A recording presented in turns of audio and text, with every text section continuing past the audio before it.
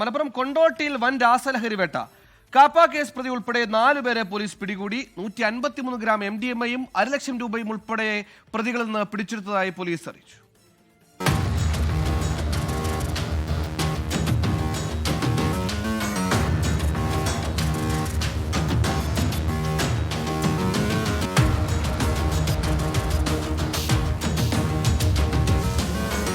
കൊണ്ടോട്ടിയിലെ Pulikkal അരൂരിലാണ് police മിന്നൽ operation നടത്തിയത്.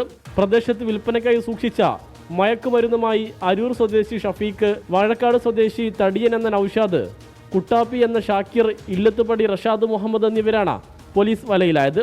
പ്രതികളിൽ നിന്ന് 153 ഗ്രാം MDMA, 1 ലക്ഷം രൂപ, ഇലക്ട്രോണിക് ത്രാസുകൾ എന്നിവയും 2 കാറുകളും പോലീസ് പിടിച്ചെടുത്തു.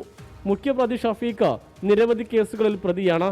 അടുത്തിടെയാണ് ബംഗളൂരുവിൽ നിന്ന് MDMA കടത്തുന്നതിനിടെ എക്സൈസ് ഉദ്യോഗസ്ഥരെ ഇടിച്ചു തെറിപ്പിച്ച കേസിൽ ഭാര്യയോടൊപ്പം ഇയാൾ അറസ്റ്റ് ചെയ്യപ്പെട്ടത്. ജാമ്യത്തിലിറങ്ങി വെറും 1 മാസം പിന്നിട്ടപ്പോൾ തന്നെയാണ് വീണ്ടും ലഹരി ഇടപാടിൽ പിടിയിലായത്. വയനാട്ടിൽ 3.5 കോടി രൂപ തട്ടിയ കേസിലും പരപ്പനങ്ങാടി, കൊണ്ടോട്ടി പോലീസ് സ്റ്റേഷനുകളിലും ലഹരി കേസുകളും നിലവിലുണ്ട്.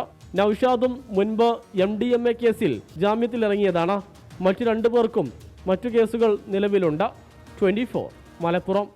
ലോകത്തെവിടെയായാലും ഏത് സമയത്തും 24 വാർത്തകളും ഓഗ്മെന്റഡ് റിയാലിറ്റി പാക്കേജുകളും എക്സ്പ്ലെയിനറുകളും വിശദമായി കാണാൻ ഞങ്ങളുടെ YouTube ചാനൽ നിങ്ങൾക്ക് സബ്സ്ക്രൈബ് ചെയ്യാം.